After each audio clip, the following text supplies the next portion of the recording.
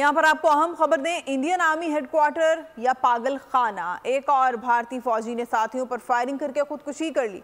मणिपुर में मुतय्यन आसाम राइफल्स के एहलकार की साथियों पर फायरिंग। भारतीय एहलकार की फायरिंग से 6 सिपाही जख्मी हुए। 2001 से अब तक 2000 भारतीय फौजी खुदकुशी कर चुके हैं। अहम खबर से आपको आगाह कर रहे हैं कि इंडियन आर्मी हेडक्वार्टर्स हैं या पागल खाना। इस बारे में तफसीलात जानते हैं नुमाइंदा खुसूसी सलमान अवान से। सलमान, आगाह कीजिएगा।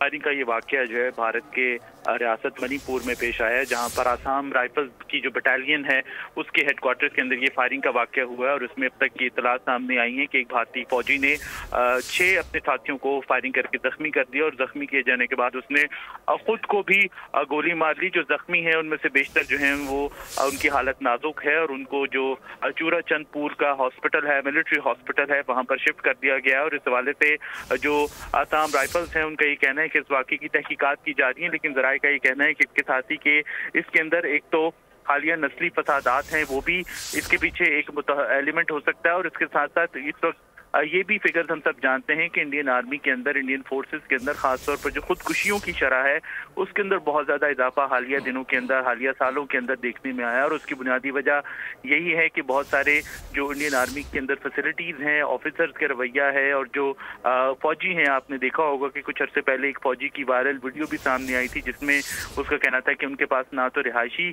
सहूलियात बेहतर हैं, ना ही उनके जो खाने पीने का सिस्टम है वो कुछ बेहतर है और उनके ऑफिसर जो हैं वो बहुत सारी जो करप्शन है उसके अंदर मुलविस पाए गए हैं। तो ये बहुत सारे नफ्सियाती अवामिल हैं जिनके बायस जो भारतीय फौज है उसके अंदर जो खुदकुशियों के वाकयात हैं खासतौर पर उनके अंदर इजाफा देखने में आ रहा है। जी, बहुत शुक्रिया सलमान अमान।